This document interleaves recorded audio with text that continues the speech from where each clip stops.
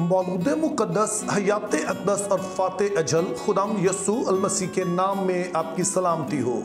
मुक़द्दस पतरस रसूल का पहला ख़त उसका 5वां बाब और उसकी 6ठी आयत में एक बड़ी ही मशहूर आयत है जो कुछ यूँ है कि खुदावंद के कव्वी हाथ के नीचे फ़रोतनी से रहो तो वो तुम्हें वक्त पर सर बुलंद करेगा। यूं तो ये आयत अक्सर कोट की जाती है, बहुत सारे लोग इसको बोलते हैं, मगर आम तौर पर इसके दुरुस्त मानी हम नहीं समझ पाते हैं, जिसका सबब यह है कि हम सिर्फ इसी आयत को पढ़ते हैं और इसके पहले या बाद में जो कुछ लिखा है उसको आम तौर पर हम इग्नोर कर देते हैं। इस आयत में जो एक अहम लफ्ज़ है वो है फ़रोतनी से रहना। अगर हम इस बात को बेहतर तौर पर समझना चाहते हैं तो फिर लाजम है कि इससे पहले जो आयत है हम उसको समझें, जहां पर मुक़द्दस पतरस रसूल नौजवानों से कहते हैं कि ऐ जवानों बुजुर्गों के ताबे रहो, बल्कि एक दूसरे की फ़रोतनी से खिदमत करो, क्योंकि खुदा मगरूरों का मुकाबला करता है। तो यूं हम देखते हैं कि 5वीं आयत में काफ़ी सारी बातें बताई गई हैं जिसके सबब से हम जान सकते हैं कि फ़रोतनी से रहने का मतलब क्या है। पहले नंबर पर इसका ताल्लुक जो है वो ताबे रहने से है, फिर इसका ताल्लुक खिदमत से है, और फिर हम देखते हैं कि ये लफ्ज़ दरअसल गरूर का मुतज़ाद है। और इन तीनों ही बातों को बेहतर तौर पर समझने के लिए आइए हम एक शख्स की जिंदगी पर गौर करते हैं जिसके बारे में आप बखूबी जानते हैं। उसका नाम होसिया है, जिसको आमतौर पर हम यशुआ के नाम से जानते हैं। अब यशुआ के साथ हमारी पहली मुलाकात खरूज की किताब उसके 17वें बाब में होती है। ये वो मौका है कि जब खुदा ताला बनी इसराइल को मुल्क मिस्र से निकाल कर ला रहे हैं, और रस्ते में अमालिकी एक कौम है जो कि बनी इसराइल के बच्चों और बुजुर्गों और ख़वातीन पर, जो कि काफ़िले में पीछे थे, उन पर हमला कर देते हैं, जिसके जवाब में मूसा यशुआ को भेजता है ताकि वो अमालिकियों का मुकाबला करे। तो पहले ही हवाले में हम देखते हैं कि यशुआ को एक सूरमा, एक जंगजू के तौर पर पेश किया गया है। और फिर एक दूसरा बड़ा ही अहम हवाला है जहां पर हम यशुआ को एक ख़ास खिदमत असर अंजाम देखते हैं, और ये गिनती की किताब उसका 13वां बाब है कि जब मूसा 12 जासूसों को मुल्क मौदा का मुआयना करने के लिए भेजता है तो उनमें यशुआ भी शामिल है। और यहां पर हमने ये बात भी याद रखनी है कि जिन 12 लोगों को मूसा मुल्क मौदा में भेजता है ताकि उसका जायजा लें, वो अपने अपने कबीले के सरदार थे। तो इस तरह से हम देखते हैं कि यशुआ एक तरफ तो अपने कबीले का सरदार है, लीड करने वाला है, लेकिन साथ ही हम देखते हैं कि वो एक अच्छा जंगजू भी है, जिस पर मूसा को भरोसा है कि जब वो उसे भेजेगा तो वो अपने लोगों की बेहतर हिफाजत कर पाएगा। और फिर हमें एक और बड़ा ही अहम हवाला खरूज की किताब उसके 33वें बाब और उसकी 11वीं आयत में मिलता है, जहां पर हम यशुआ को एक बिल्कुल ही अलग रोल में देखते हैं। दरअसल यहां पर बताया गया है कि जब खुदा बनी इसराइल से कहता है कि तुम मेरे लिए खेमा बनाओ ताकि मैं तुम्हारे दरमियान सुकूनत करूं, और अभी खेमा बन रहा है, और खेमा बनने के दौरान जाहिर है अभी खुदा ने अपने बंदा मूसा से जब बातचीत करना होती तो मूसा ने एक और खेमा बना रखा था जिसको उसने लश्करगाह के बाहर, यानी यहां पर बनी इसराइल के खेमे लगे हुए थे, इस लश्कर से बाहर जाकर उसने लगा लिया। और जब कभी खुदा ने उससे बात करना होती तो मूसा इस खेमे में चला जाता और खुदा का अबर इसके दरवाजे पर आकर ठहर जाता और मूसा खुदा से वहां पर बातचीत करता। लेकिन यहां पर बड़े ही वाज़े तौर पर बताया गया कि जब मूसा लश्करगाह में आ जाता तो यशुआ फिर भी उस खेमे में ही रहता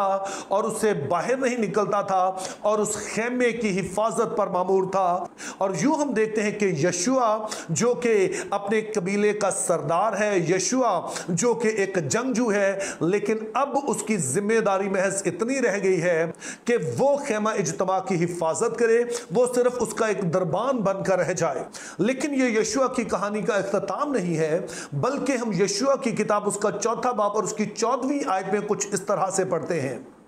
उस दिन खुदावंद ने सब इसराइलियों के सामने यशुआ को सरफराज किया, जैसे वो मूसा से डरते थे वैसे ही उससे उसकी जिंदगी भर डरते रहे। अब ये आयत हमें बताती है कि खुदा ने अपने वक्त पर यशुआ को सरफराज किया, कि जब मूसा अपनी कोताही के सबब से मुल्क मौदा में दाखिल नहीं हो सका तो खुदा ने नाम लेकर कहा कि तू अपनी जगह पर यशुआ को मसा कर, चूंकि वही है जो मेरे लोगों को मुल्क मौदा में लेके जाएगा। यानी वो काम वो करेगा जो खुद मूसा भी नहीं कर पाया है। और ना सिर्फ खुदा ने उसे लीडरशिप दी, बल्कि बाइबल मुकद्दस हमें यहां पर बता रही है कि खुदा ने उसको सरफराज किया। लेकिन यह सरफराजी रातों रात नहीं आई है, बल्कि हम देखते हैं कि एक लंबा सफर है जो यशुआ ने तय किया है। यशुआ के बारे में हमने पढ़ा है कि वो अपने कबीले का सरदार है। यशुआ के बारे में हमने पढ़ा है कि वो एक जंगजू है। लेकिन इसके बावजूद जब मूसा उसे सिर्फ अपने खेमे की हिफाजत की जिम्मेदारी देता है तो उसको इसमें किसी तरह की झिझक नहीं है, और वो इस खिदमत को भी वैसे ही अंजाम देता है जैसे कि वो एक जासूस के तौर पर मुल्क मौदा में जाए या फिर वो अमालिकियों से लड़ने के लिए एक जंगजू के तौर पर जाए। तो अब अगर हम यशुआ की जिंदगी का जायजा पतरस के खत का 5वां बाब और उसकी 5वीं और 6ठी आयत की रोशनी में लें तो चंद बातें जो समझ पाते हैं वो ये हैं। पहले नंबर पर कि आप अपनी जिंदगी की जिस भी स्टेज पर हैं वहां पर जो आपके ऊपर खुदा ने लोग मुकर्रर किए हैं, वो जिनको इख्तियार में खुदा ने आपको रखा है, आपने उस इख्तियार को तस्लीम करना है।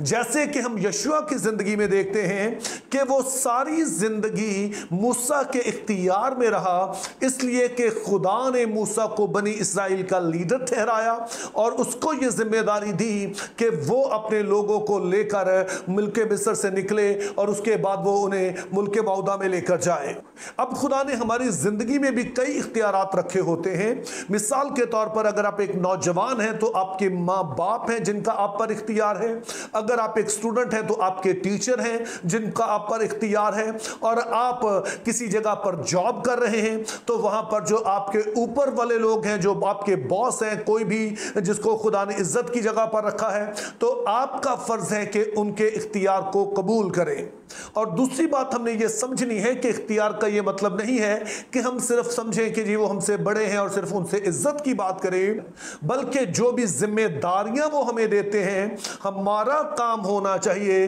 कि हम पूरे दिल से उन जिम्मेदारियों को ये जानकर करें कि खुदावंद के लिए करते हैं। जैसा कि कुरिन्थियों के खत में हम पढ़ते हैं कि जो कुछ भी हम करें वो ये जानकर दिलो जान से करें कि खुदावंद के लिए करते हैं। तो इस तरह से खुदा ने जितने भी इख्तियारात हमारे ऊपर रखे हैं, ना सिर्फ हम उनकी इज्जत करें बल्कि अपने अमल से इस इज्जत को दिखाएं कि जो भी वो जिम्मेदारी देते हैं, जो भी करने के लिए कहते हैं, हम बखुशी और पूरे दिल से उसे करें। तो यूं मेरे अजीजों, जब खुदा का कलाम हमें कहता है कि हम खुदा के कव्वी हाथ के नीचे फरोतनी से रहें, तो हमने इसका दूसरा मतलब समझना है कि खुदा के वक्त का इंतजार करना है। और जो अभी आपका वक्त है उसमें जरूर आपने जो भी इख्तियारात आपके ऊपर हैं, जिनको खुदा ने आपसे ऊपर रखा, उनका एहतराम करना है। और अगर आप एहतराम करेंगे तो मैं आपको तजर्बे की बिना पे बता रहा हूं कि वो लोग जिनको खुदा ने आपके ऊपर रखा है वो आप में दिलचस्पी भी लेंगे,